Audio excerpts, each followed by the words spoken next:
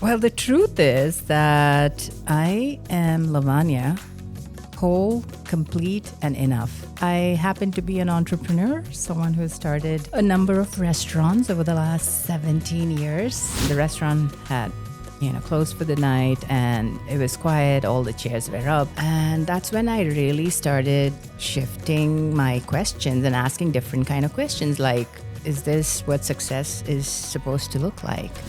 Because nobody is coming to save us, so we get to own our own shift. Ain't that the truth?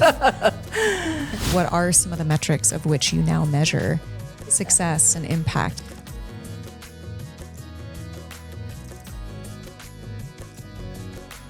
Welcome back to Heart and Head Work. I'm Rocky Donati, and I'm here with my lovely business partner, Tessa Arneson. Thanks for having me, partner. Oh, thanks for sitting here for multiple hours a day, multiple times a month. I love it. It's one of my greatest pleasures and joys to continue learning about the people that build this community and you. Today we have one of my favorite women in Salt Lake, Lavanya Mahate. Thank you for saying yes, my darling. Yay! She is a serial entrepreneur because you've done it now at this point many times, and also a nonprofit owner.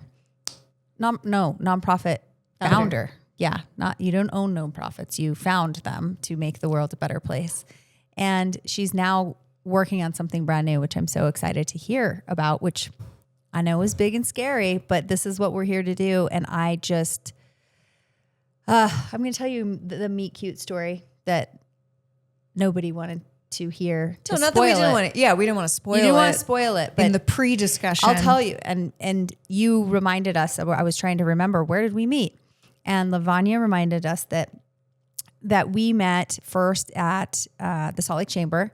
I was just a young buck. This was pre me as an entrepreneur, and I got to do this program that was with a cohort of professionals that would go on field trips, monthly field trips, all across Salt Lake. And it was really cool. It's where I got to go visit the prison and realize how fucked up of a system it was. It's where I got to go to the food bank. It's where I got to go to explore Huntsman. It's where I got to go to all these really cool places. And at the time you were working there, getting ready to birth your first business, Saffron Valley. Mm-hmm. And I can tell you people, like, I was young. I was probably 25, 26 when I was in this program. And I can tell you that I was just in the audience hearing you up there presenting on stage with heart eyes like this, just fluttering out, because here was this woman that knew how to take up space, but still be soft. And the presence that you bring in this strength and ownership of the stage you're on, or even just the room you're in, or even just the presence when we get to hang out and just be friends, is remarkable. And it's like the very first thing I noticed about you. And over the years, this was now, gosh, I'm 44. So this could have been nearly 20 years ago, which is wild. Because when did you start Saffron? 17 years ago. 17. Mm-hmm. Okay, there we go. So nearing 20 years that I've known you, that's the very first thing I recognize about you. And it's what I continue to love about you. And so when your heroes become your friends, or I looked at her as like this giant mentor in my life, because she was ahead of me. She'd done the dream that I wanted to do. I knew I wanted to be an entrepreneur, and you got to do it earlier, and you made the jump earlier. So I just watched you as this magnificent woman, like paving the way in Salt Lake for the people that got to come after you, me as one of them. Oh, that is such a warm welcome and such kind words from you, Tessa. Actually, I think you see in me what you see in yourself. Yeah. Boom! Yeah. Hey. That's so true. Yeah. Well, thank you. Wow. I feel the same about you. And I remember you very fondly back from the same day you mentioned. And it's the spirit. It's just your presence, like you mentioned. There's people who you meet and their presence stays with you, their soul. The essence of their soul is how I connect with a lot of women, especially Tessa, and it's always been that way. So thank you for having me today. Wow.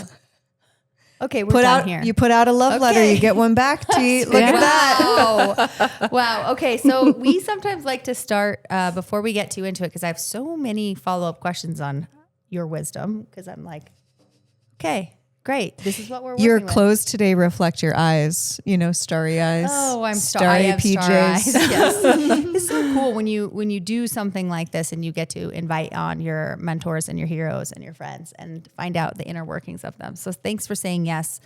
We get to do this thing that we call meet the moment. And sometimes it looks like a meditation and sometimes it looks like just a quick share of our feelings. And today I brought in a little poem that I sent to my darling husband yesterday that I thought also describes the container that we're trying to set here. And it's from a book I just barely bought also yesterday. And it was called Inward. It's by, I don't know if I'm saying this person's name right, Young Pueblo, but a really beautiful poet that I have a couple books of theirs. Every time I meet more of myself, I can know and love more of you. And I think it's basically what you just said to me. So thank you for kicking us off there. Appreciate that. Beautiful. That is beautiful. And that seems to be what we're all trying to do in so many ways. So tell us about Tell us about Lavanya. and what you're doing most recently, or what's lighting you up right now, or what's on your heart. Well, the truth is that I am Lavanya, whole, complete, and enough. And I believe I'm a pure, blissful, divine soul, just navigating life. I happen to be an entrepreneur, someone who has started a number of restaurants over the last 17 years. And, but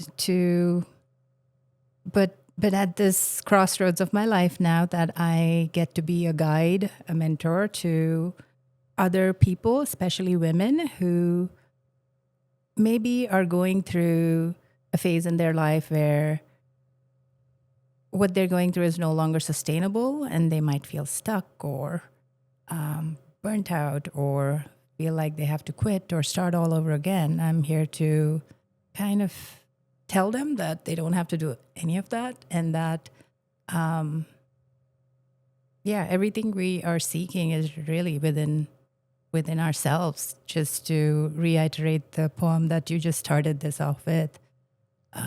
But that's kind of where I am, and I do several things. One of the programs that I started in regards to this mission, philosophy, movement, whatever we can call it, is Own Your Shift, because nobody is coming to save us. So we get to own our own shift. Ain't that the truth? Yeah, and I've had to, when I look back, it's what I did. And so just kind of reframing my journey into something that's more teachable and shareable is where I'm at. But I moved here, if you want me to get into my backstory. I was going to say, I do. I want a whole download. Yeah, because I'm so lucky. I know some of it, and I just would love to hear when you're saying own your shift and coming in. I'm not saying save yourself. That's probably not the words you would use, but I want to know how you got to that. Well, I was born and raised in southern India, very traditional family and patriarchal family, just like the whole world is, I think, patriarchal. But you can imagine back in this, 70s and 80s in India, southern India. So What was it like? I went to an all-girls school, all-girls college. Not okay to even talk about boys, forget dating or anything. So, that was normal. And women were taking care of the kitchen and men were providing. And it was very typical patriarchal. What were you expected to do with your life? Yeah, go to school and get married. Yeah, and that was kind of the standards that were normal and also sought after. Like that's the that's the gold standard. Like families in India start saving for their kids' marriage so they can buy gold for the women, the girls when they get married. And I hope, I think the dowry system is abolished or banished, but they still expect the girl to bring with her like gold and property and all of that. So no matter how rich or poor you are, you have to provide that for your daughter. So So it's not formally called a dowry, Yeah. but essentially that sentiment is still in sure. there. Yes. Does that also mean, and I'm not super familiar with dowry as like a practice, but does that also mean that you are essentially as a woman a piece of property? Is that sentiment still in this vein of? Not so much Okay. a piece of property, thank God. Yeah. Right? It's but you are expected to bring like gifts and such in some rural areas now, and in like all the urban areas too. But it's not so obvious. It's definitely kind of Just subdued. like the undercurrent of, the Yeah, of historical how history things of it. work, because it's in the name of tradition and culture still goes on. So yeah, that's kind of my childhood, and it was a rough childhood. Let me just kind of put it in a nutshell, because my dad struggled with his alcoholism, and so there was always fear in the house, and I just felt like there was no emotional grounding or support. So that was kind of the nature of my childhood. So growing up, there was fear. Siblings, I have an older sister and older brother. Okay. And I'm the youngest of three, younger to them by like 7-8 years. Yeah. And then my dad passed away when I was 16. And my mom thought it was a responsibility to get me married, just like she did my older sister. It was an arranged marriage. And my sister moved to the US. That's because my mother's siblings were all settled in the US over the past 40, 50 years. So her goal was to also send us here so we can have a better life. And in the 90s and 2000s, there was this wave of software engineers from India who were married and came over here. So my sister was part of that. And then early 2000s, 2001 is when I got married and I moved here to Salt Lake. And when I moved here, I actually finished my master's in mass communication from India. So I was very eager to get into the workforce and contribute and provide and just make use of my education and talents. But I was on a dependent visa, so I could not go to work. And so I could go to the University of Utah. So I did another master's program in integrated marketing communications. And So then, you're just casually telling us you have two marketing, two master's you degrees. can take it that way, or I can say some of us have to work twice as hard for the same opportunities. Yeah. Did you feel like that's what you needed to do? I mean, obviously the visa, Yeah. but you felt like this would give you a better chance. That was the only thing I could do. Yeah. So it was almost like a 4-second program. But I'm so grateful. Like, I think education is always valuable. And it is then that I met the then director of the Women's Business Center, Nancy Mitchell, at the graduation. So I was talking to her and I said, I would like to start working here. And then she said, and then I explained that I was on a dependent visa and that I couldn't really start working. So she said, we have volunteer opportunities. And so I started the next day at the Women's Business Center. That's awesome. That is so cool.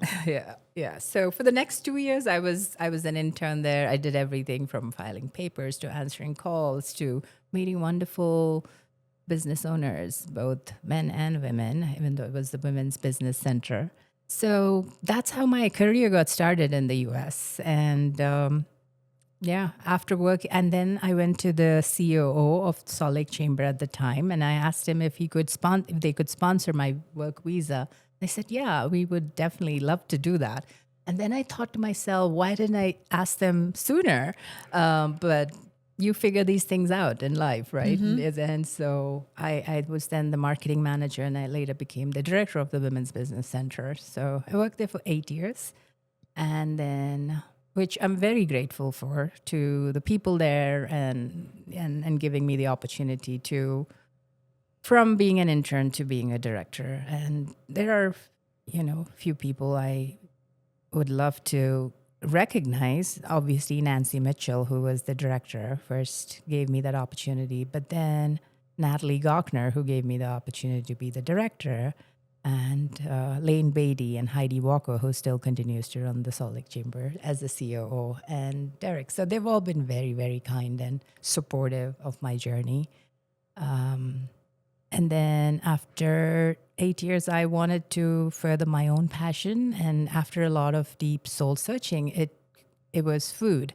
From a young age, I mentioned a little bit about my childhood, but the kitchen was my playground. It is where I felt the most safe. And that makes perfect sense why that was. I learned how to cook from my mother and my grandmother, and we had a family cook who would prepare meals. Her name was Kantama, and she taught me how to make sweets and spice blends.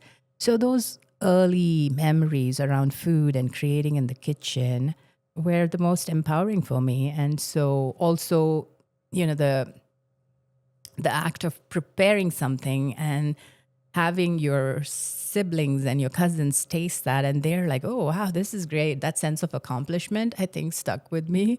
And so I was like, okay, I'm going to do something in food. I did not still know it was going to be a restaurant. And then took a small calculated step in that direction to launching a line of spice blends at the farmer's market. I remember this brand. Yeah, 2010.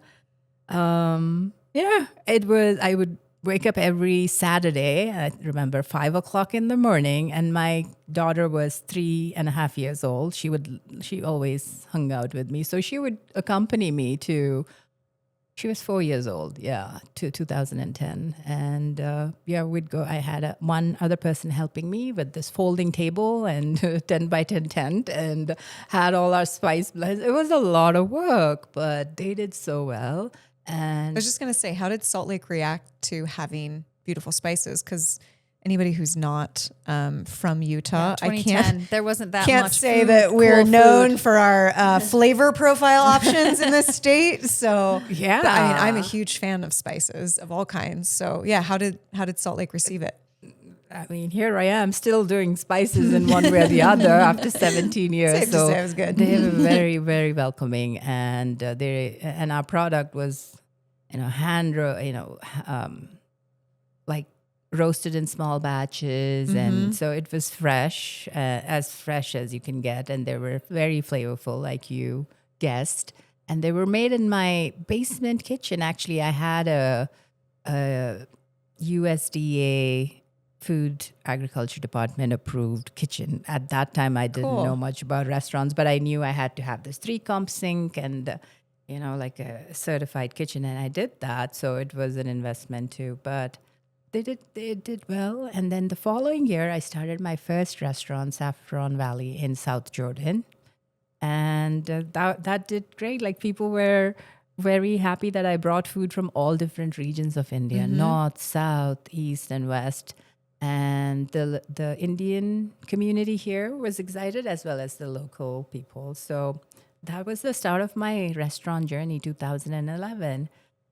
And over the next 10 years, I started about 12 different restaurants, 12 different restaurants. Wow, I didn't know you. Yeah. When I moved to Utah 10 years ago, my husband and I moved from San Francisco, and I had spent time in India, and Indian food is like one of my absolute favorite foods because it is so multi-dimensional in flavor. And we found Saffron Valley because that was what was recommended to us from a variety of different people. And we're like, okay, well, that's got to be the spot. And we went there and we're like, oh, thank God. Oh, thank God Utah does not have the reputation for food the way we thought. And Saffron was amazing. But what are these other restaurants? Because I didn't know that you had more besides 2 or 3 locations of Saffron, if I'm correct. Saffron Valley in South Jordan, and Sugar House in the Avenues, at the University of Utah, one in Riverton, and the latest one on 3rd South, the former Stanza restaurant. So these six Saffron Valley restaurants. Okay. However, there's a twist. If I can, I do will want get the to it. twist. There is a twist, but 6 of those, and then I started a bakery called Biscott's Bakery and Cafe. This was 2016. One in South Jordan, the other one in Daybreak, because chai and cake and cookies are a big part of Indian cuisine as well. And these are all nostalgic. So I like to present through my restaurants parts of my nostalgia from growing up in India and the culture. So that was an ode to chai and cookies and cake, biscuits.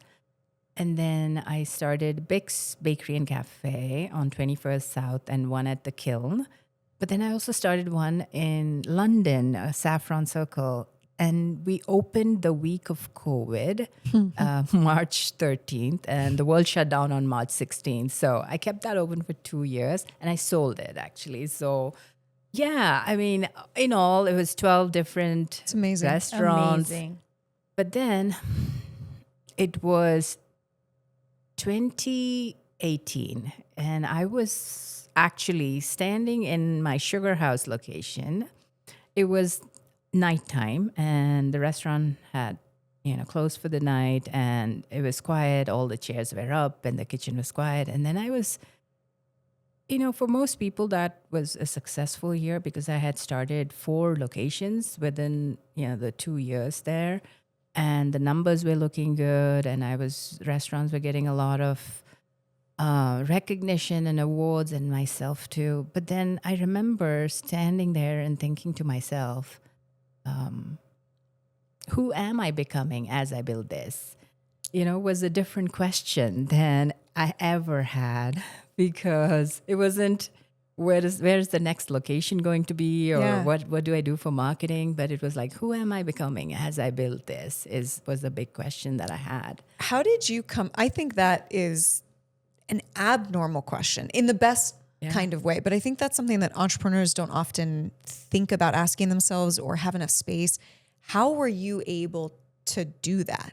And did it hit you? Yeah, how did was that it occur? Like, boom, lightning? Yeah, it's the sheer exhaustion of what we put ourselves through, being unconscious leaders. Like we're just, we're fed all these notions and beliefs about what success is. Hard work equals success, and you have to be the most responsible one. You have to take care of everybody else, and there was no room for self-care or self-anything. So I call that unconscious leadership, which I think we all go through that at some point. Yeah. And that was that was what I was building. And it hit me then that who am I becoming as I build this? Because I think it's so important for us as we build businesses, but I think it's equally important who we are becoming as we build the business.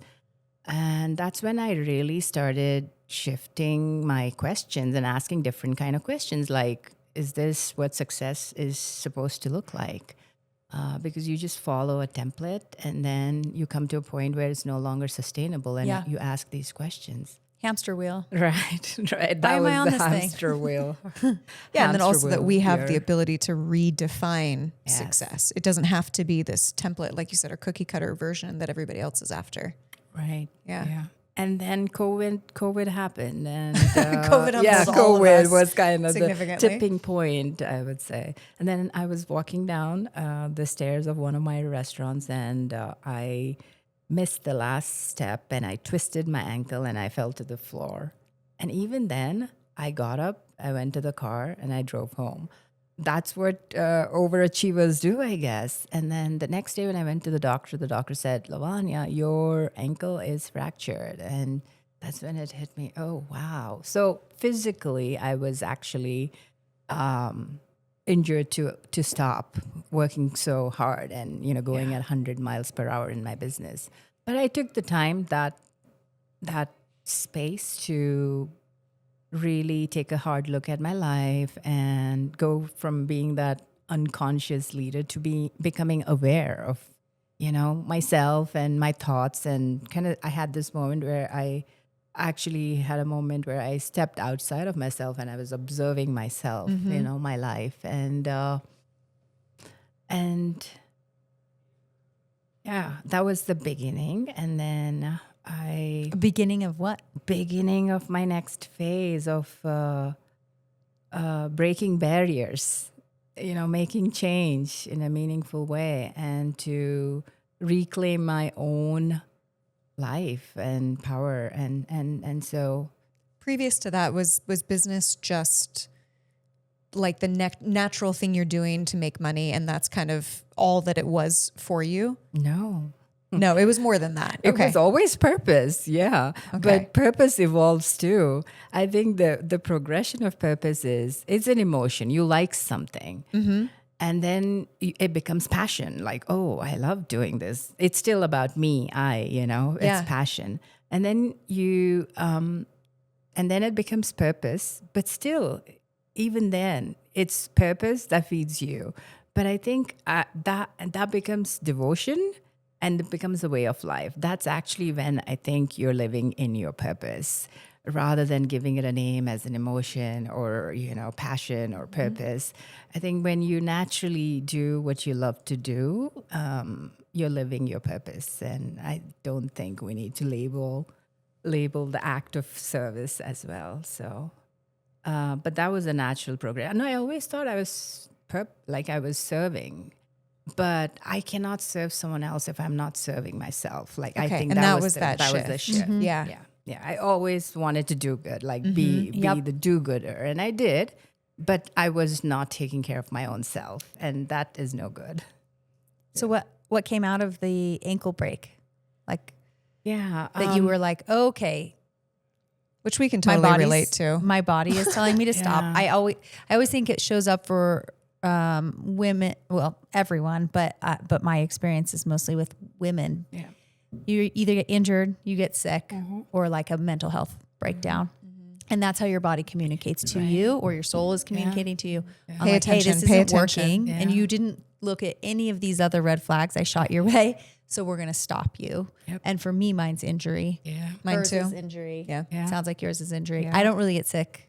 That's not really mine. But so I want to know when that light came on, or that pause was, that forced pause from your body that knew something needed to change.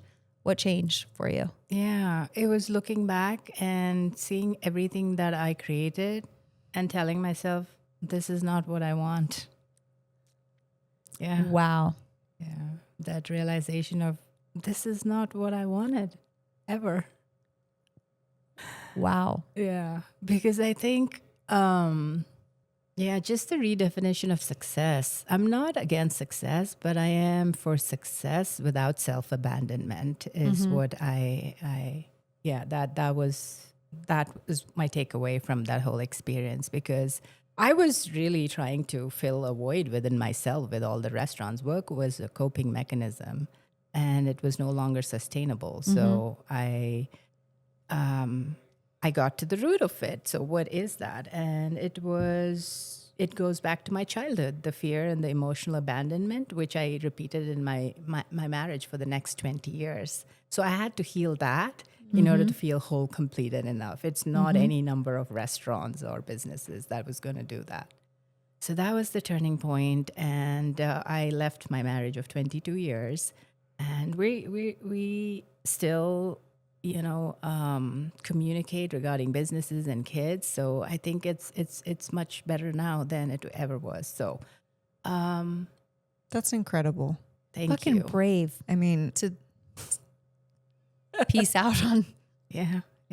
And I think, I mean, it's so much freeing when you can live your truth. Like, I think we are always conditioned to chase success, but nobody tells, chase your true self. I'm like, go chase your true self. Get to, know yourself and who you are and what you're doing and what your purpose is and how you can create impact. So much freedom and power in that. So I think that's what I've been able to access through this journey. And the best part is I have not even touched upon the best part yet. So since then, I've downsized. I've given him 3 locations, the Avenues, the Riverton, the University of Utah. And he has since rebranded the name. So that's why I was like, there's a twist. So this is the twist. The twist. But I oversee the one in South Jordan, Sugar House, and the one that's on Third South now. So, and I started the nonprofit called Rise Culinary Institute, which provides free culinary training to refugee women and immigrant women from low-income families. So Just let that hang I was out. just going to say, hold please. Yeah. We need to let that marinate yeah. because that's incredible. And what services do you provide through this nonprofit?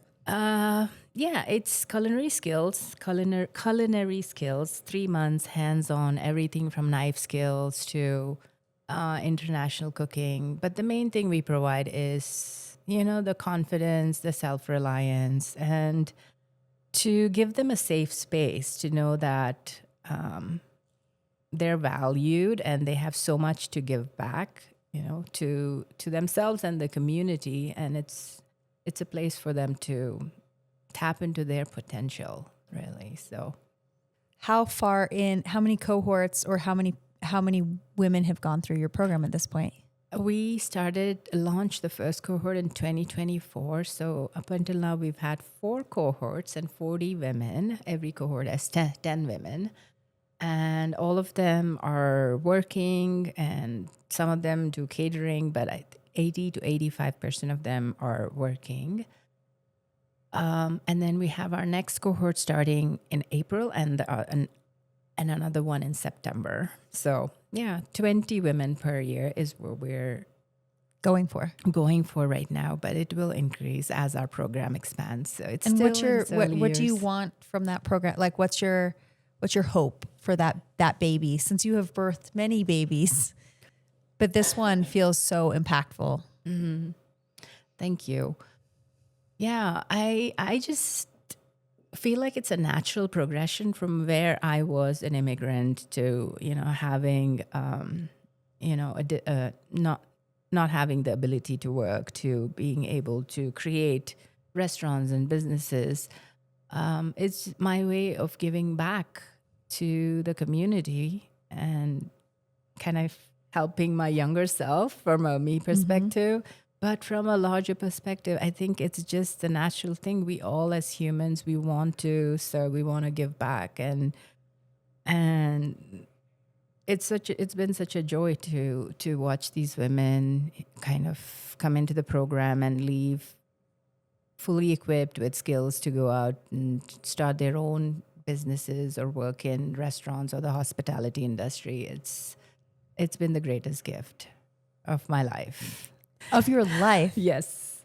To Like be your able to most do this favorite work. work you've Yes. done. Yeah. And I could not have done this without the support of so many people and organizations who have helped us build that kitchen and sugar house and continue to support us. So, yeah. That's so cool. I've been lucky enough to tour it and got to go to one of your first events. And again, it was heart eyes, chin dropped, what you saw the need to create and to give women a place to move intentionally through their lives, because a lot of women don't have that option. Yes. Also, I think a very practical reason is that you hear about the shortage of labor in the hospitality industry, in the restaurant industry, and we keep talking about that. And it is a fact.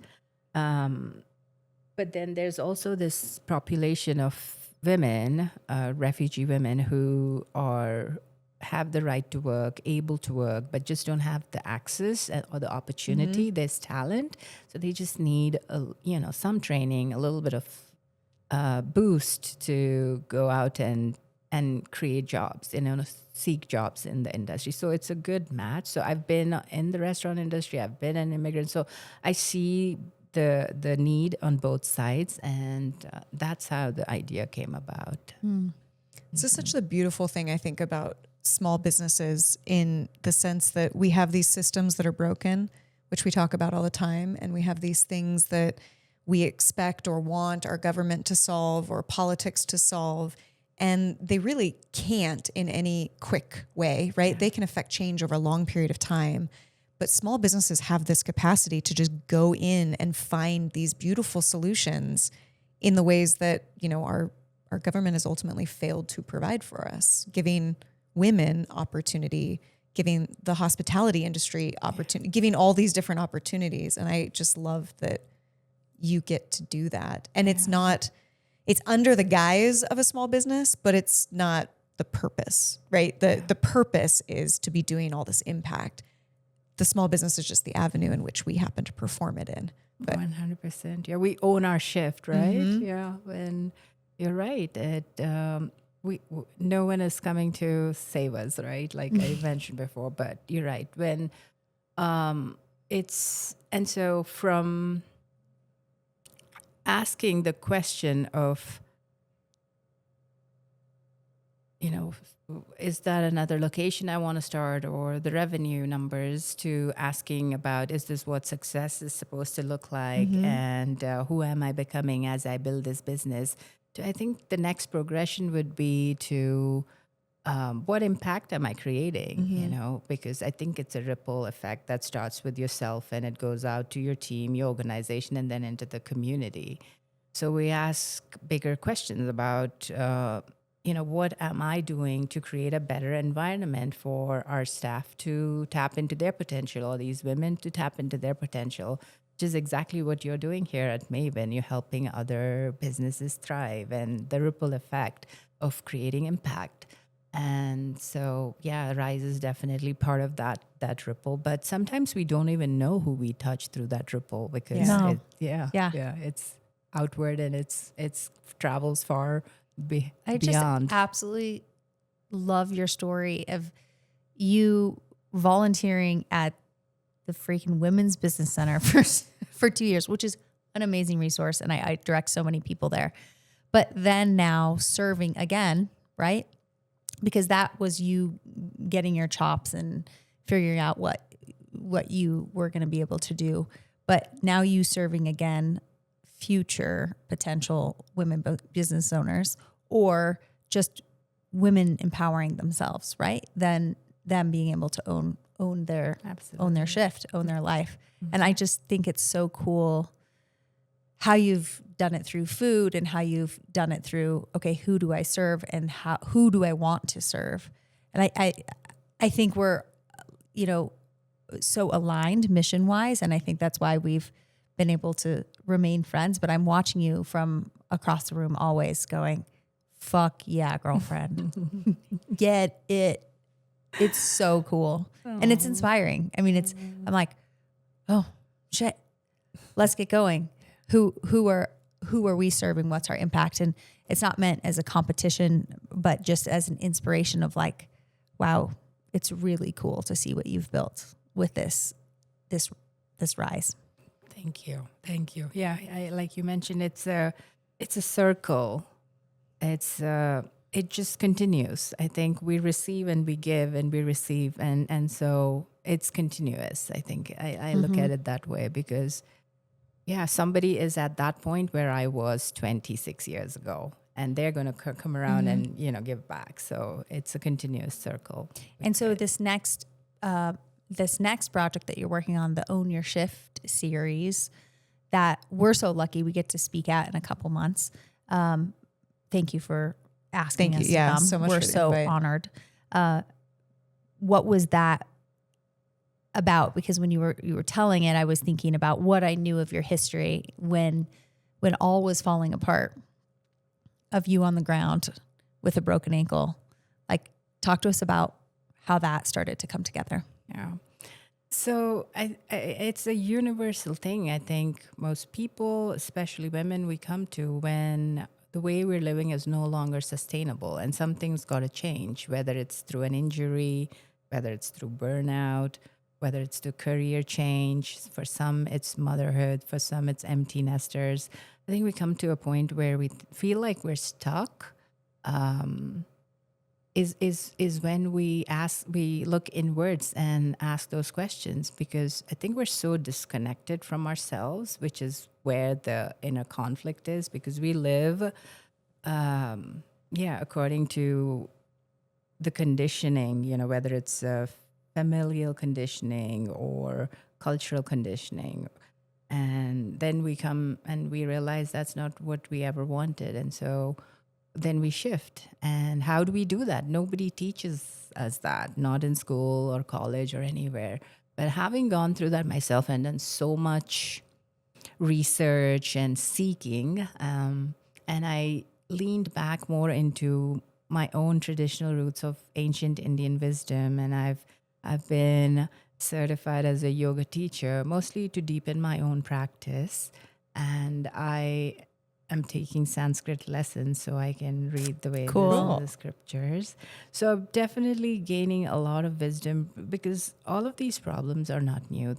They've had this for eons of ages. Say it again a little louder. Right? None of these problems are new. It's so true. We try to keep finding new solutions for these old problems. And so I think the best place to look for is in our ancient wisdom, which they've done and dusted. And I am so amazed as I hear more and more about big figures like whether it's Tony Robbins or Joe Dispenza, on a podcast was saying he read the autobiography of a yogi when he was 19. Great book. Actually, we need to make sure that we plug that book as Autobiography of a yogi. Have you not read this? I have not read you this. You will fucking love it. I actually never recommend it because I assumed you had already read it. So he said he read Continue. that. Yes. Yeah, and his life changed, right? Like it does. And so he uses, yoga, the Kundalini technique, but he doesn't call it any of those, right? And the podcaster who was interviewing him asked, why is it that you don't use all these Indian names? Because he's an Indian. And I think it's like, he says, because then I'm going to lose the audience. People are not going to be interested. I think he meant it in a good way. He wants more people to transform.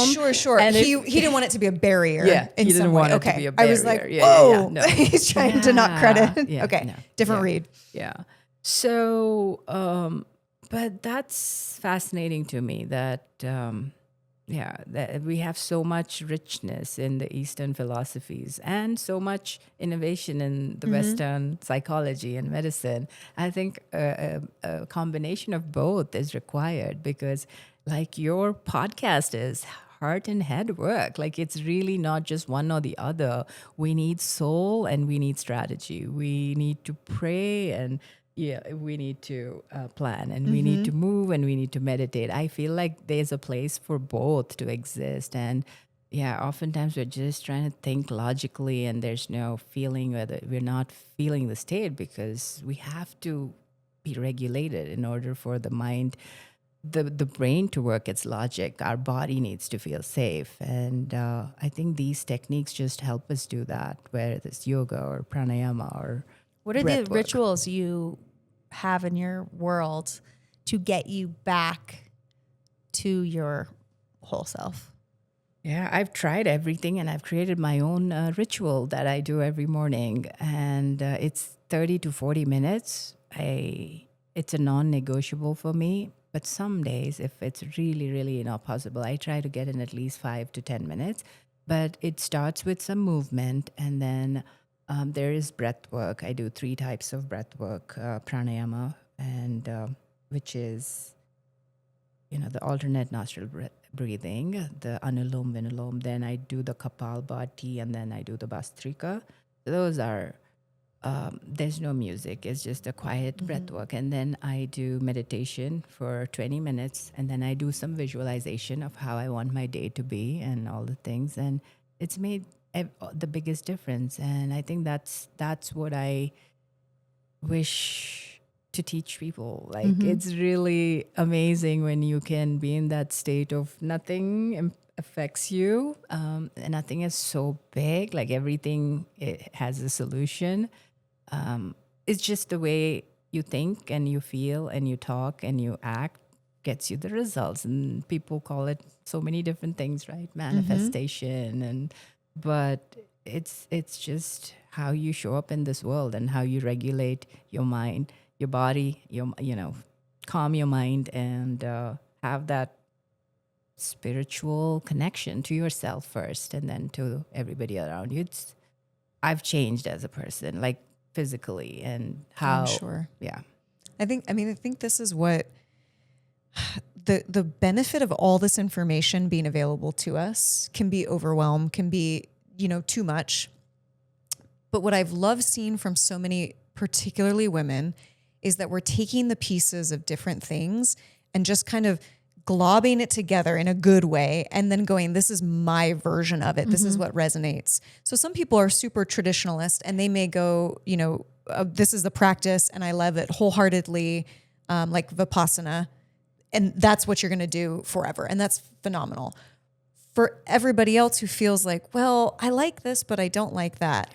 There's something that tells us it's not okay to pick make up your own. apart. Yeah. Like we're not experts enough Correct. to pick. Like if this version exists, then it must be perfect and we must follow suit.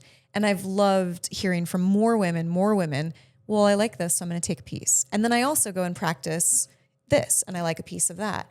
And we're all putting together these unique, beautiful rituals that we forget that's ours. It's pieces of wisdom, but now that's ours. And if it feels good and we practice it, we get stronger and stronger and stronger because of the ritual that we created for ourselves. Absolutely. And so I love hearing like, yeah, here's my non-negotiable, but this is what I've tweaked, because I'm assuming it didn't start that way. No. You had to practice and figure out what pieces you wanted. Right. And I'm still open to any number of practices. I think it's beautiful. Yes. Because everybody is working towards the same path. The goal is, for joy. In simple words, it's happiness and it's success and it's joy and having a beautiful life and work. But the way, that's what coaches do. That's what guides do. That's what, religions do too. Yes. But I think it's beautiful when you find what works for you, because you're so unique and your life is not the same as anybody else's. So that's why you own your shift and you figure out what works for you. What is it that you want? I think it's your imprint on this world. And it's a beautiful opportunity for us to figure out what works for us in this lifetime, because I think life is beautiful and we're all meant to be joyful. That is the baseline of all humans.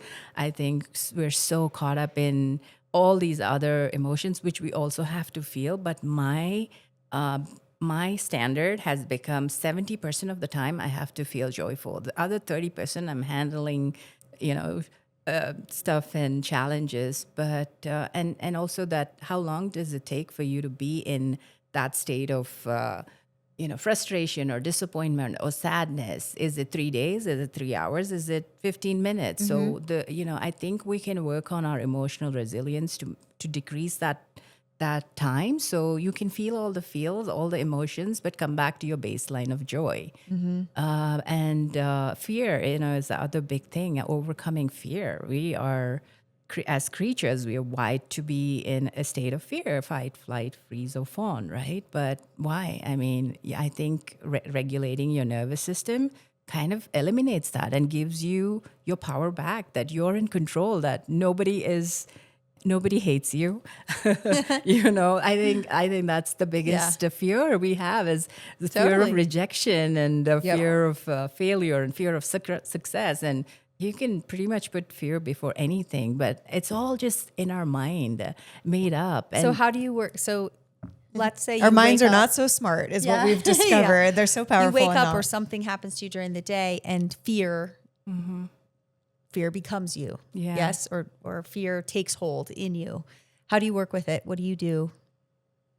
I take action. I realize that, is it really a fact or a fear? And if it is a fact, then I take action to solve that.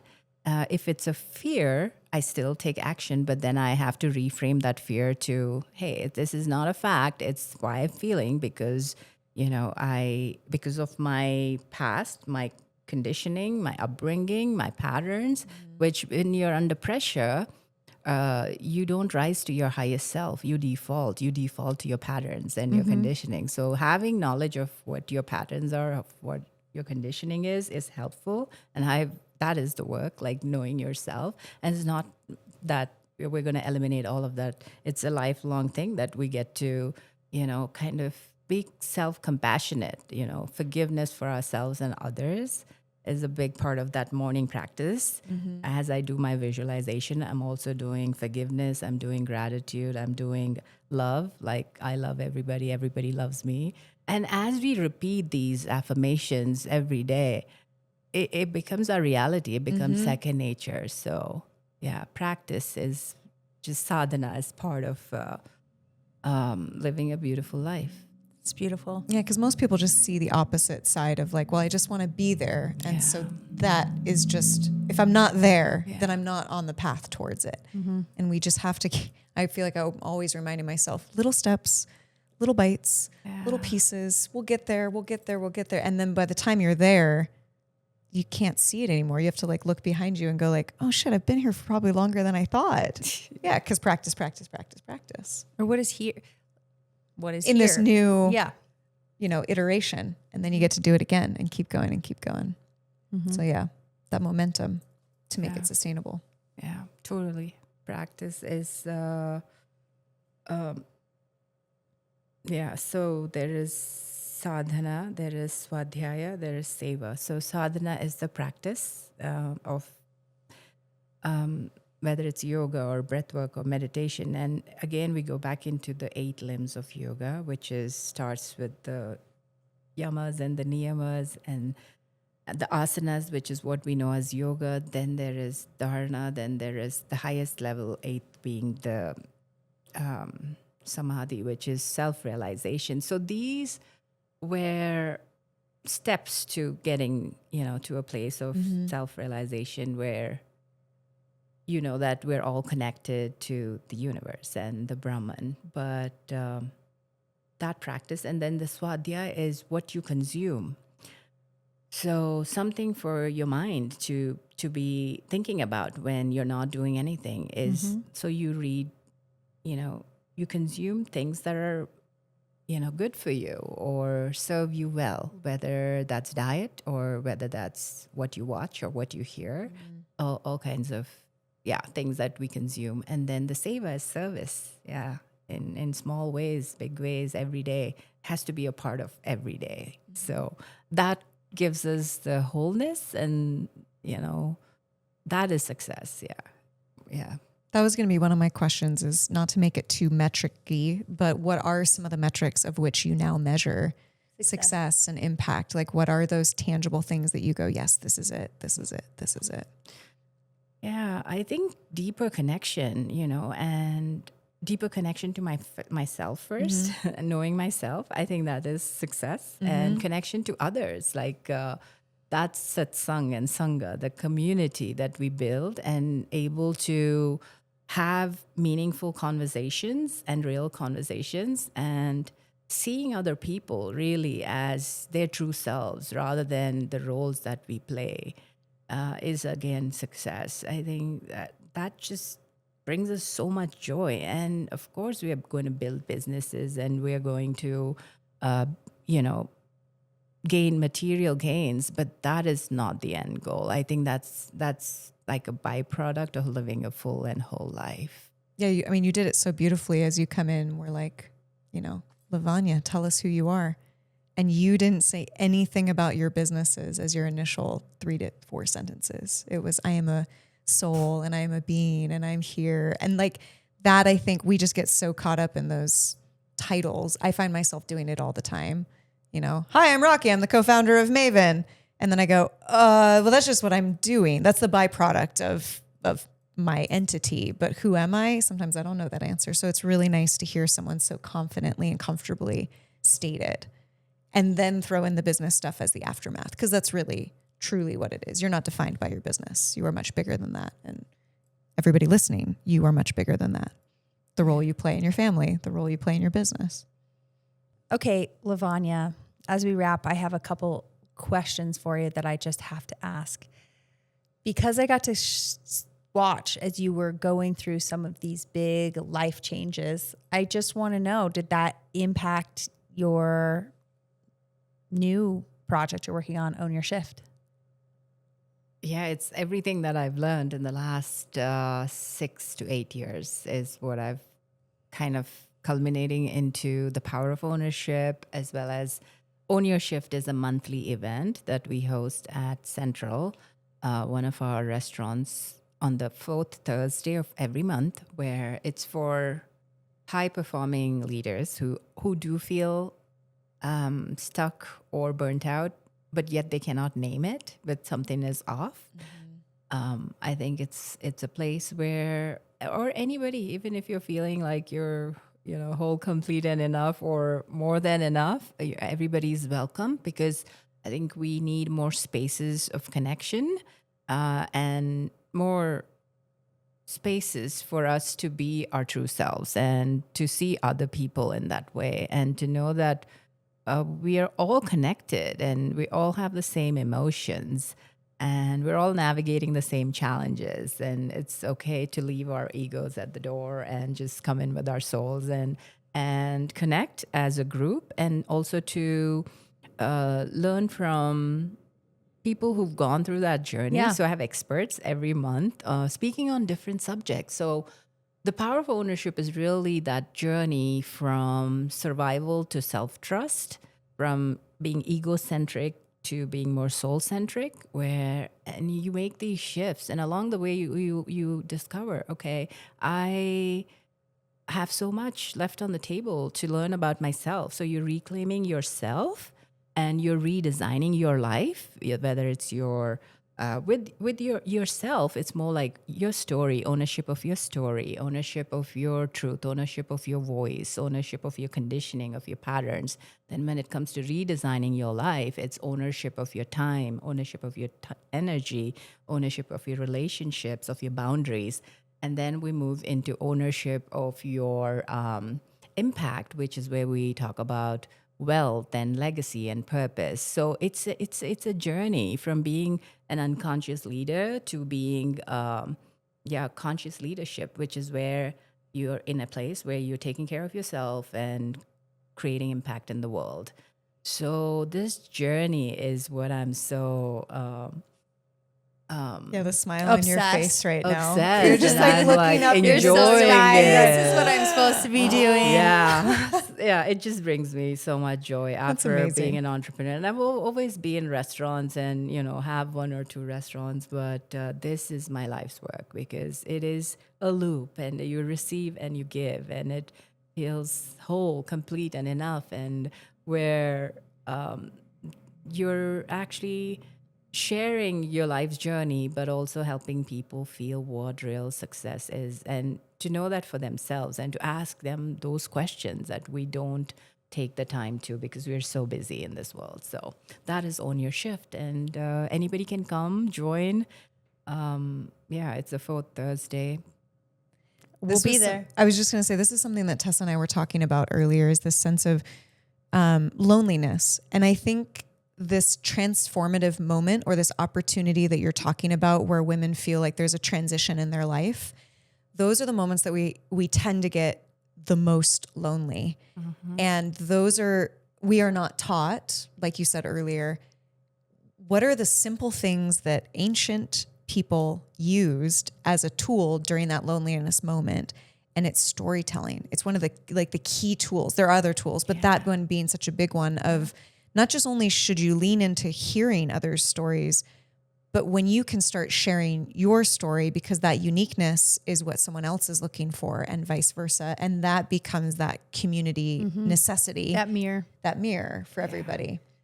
So I love that you're building that. We forget that we need it. Communal animals, right? We really, really need it. And this split that happened, I don't know, in the 50s, where we all became very individualistic in the US, it's something that's not working for us anymore. We need to be around people to love us, and this is the year of the analog. So get into as the kids are calling it. Get into those events that are in person, and even the digital ones again. Yeah. But get out there and do stuff because that connection's key. What are your favorite resources? Because you've already given me a couple that I'm like, is someone writing that down over there? Oh, autobiography of a yoga. Yes. Yeah. Yogi. Yeah. Yeah. Yogi. But tell me some of the other like high level that you just love when people, because I know people come to you all the time for advice. Where do you send them? I actually don't, have a lot of time to watch videos or films or read a lot of books, but I do take time to reflect. And I like I said, all the answers are within ourselves. And I just have to look back at my own life and my journey, and I get so many answers. And I speak from my own life journey and wisdom. I wish I had like a resource. No, this answer tracks. Yeah. This is It's a beautiful it's answer. a great answer. Especially because I'm sure you're not the only one that's sitting there going like, well, fuck Tessa, I don't have enough time to read as a response as a listener. awesome. And it's like, what a beautiful answer. Sure. No, and it makes sense Take after reflective everything time. you've just told us. So thank you. Yes. Yeah. Go inward. That's the answer. Yeah, we started with that and we end with We that. end How with that. beautiful. Just like you said a few times, It's full a circle. loop. Yes, Yeah, a it's full, a full circle. So where can we find you when we want to know more? Where should we send people? LavanyaMahati.com. I have a website that has all this information about Own Your Shift and my restaurants and nonprofit work that I do. So Awesome. And we will Amazing. link it in the Thank description. So definitely check that out. Go visit her new restaurant, Central. Oot, toot, toot. And It's come amazing. see us speak and come to the other events that she's hosting. Ours is in May, I believe the 26th or the 28th. So we'll put that information in the description too. Do you know Yay. what we're talking so about? excited. We're talking about being your whole self. I know. We're going to have the same conversation with our Creating cool shit. environments. I think it's redesigning your life and your environment, time, energy, space. Yeah. You do such an amazing job. So I'm so thrilled to have you both come and Thank share you. Thanks. your Thank you. wisdom. We're so lucky. And we are so thankful that you came to us. Thank you. Thanks for reciprocating. We appreciate it. My Yeah. pleasure. We love you. We love you, viewers. Thank you for listening. And We love you, own Mom. your shift, y'all. Own, Own your your shift. shift. Own your shift. Yes. Thank you. Thank you.